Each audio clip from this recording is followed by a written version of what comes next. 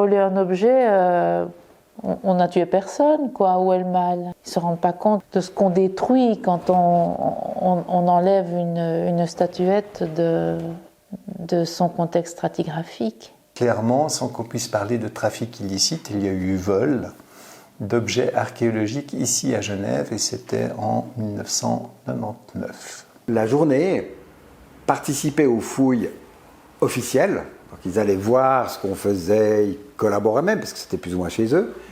Et puis la nuit, ils continuaient, mais illégalement, à fouiller et à chercher chez eux ce qu'ils pouvaient trouver.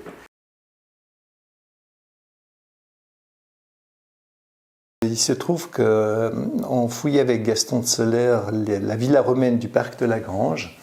Et en arrivant un lundi matin, on a vu que les niveaux du 5e siècle, qui étaient bien préparés pour la fouille de la semaine, avaient été troués, il y avait plein de cratères. Et donc clairement, une personne indélicate est passée avec son détecteur à métal pour voler les objets qui devaient s'y trouver.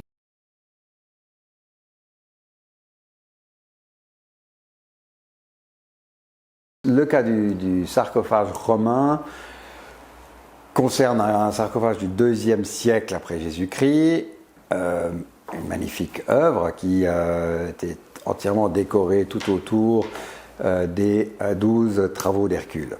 Il vient de Turquie, du sud de la Turquie, le site de Pergé, près d'Antalya, et il a été l'objet d'une fouille clandestine.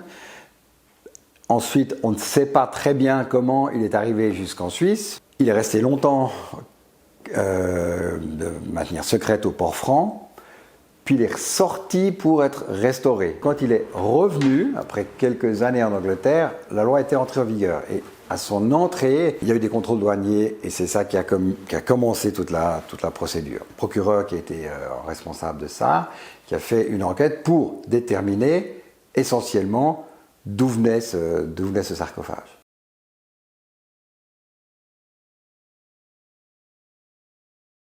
Un objet aussi beau qu'il soit, si on ne sait pas son origine, n'a avec lui que sa qualité esthétique.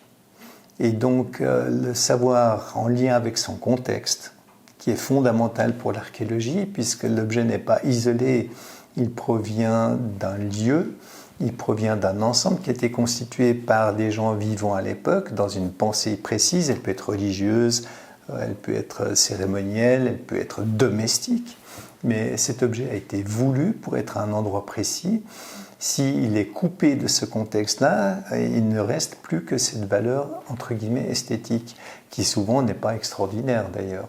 Pour moi, collectionner de l'archéologie, c'est jouer avec la dynamite, c'est explosif, il faut savoir ce qu'on fait, il faut être encadré. Il faudrait que les collectionneurs, les acheteurs aient ce même degré d'exigence quand ils achètent un objet, demander à voir les archives. Je pense que le thème central, c'est celui de la provenance et des recherches de provenance. Et je pense que là, on a fait beaucoup de progrès en Suisse. Et notamment l'article 16 de la loi qui crée un devoir de diligence dans le marché de l'art. Eh bien, je pense que là, ça a amené un grand changement. Les premières fois où j'ai été confrontée à vraiment ce genre de problème, c'est en découvrant ma fouille pillée ou en entendant parler mon collègue directeur de musée affolé parce qu'on était allé piller ces tombes.